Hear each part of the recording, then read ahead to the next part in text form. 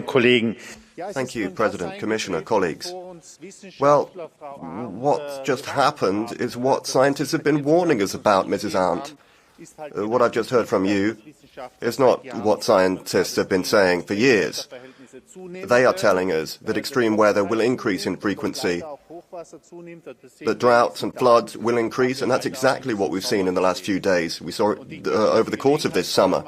I'd like to use this opportunity to extend my sympathies to all of those affected. Unfortunately, what we've seen is no longer extraordinary.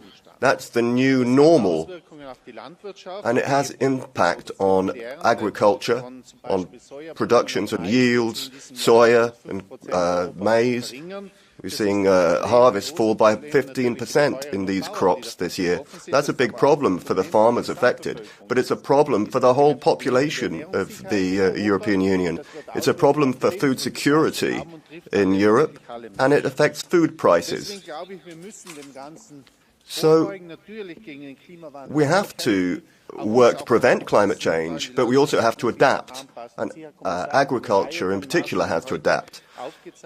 Commissioner, you've listed a whole series of measures that we can get started on. Yes, crisis management is important, but we also need to have a more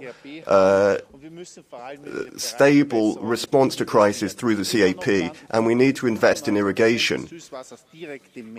95% of our fresh water simply flows straight out into the sea.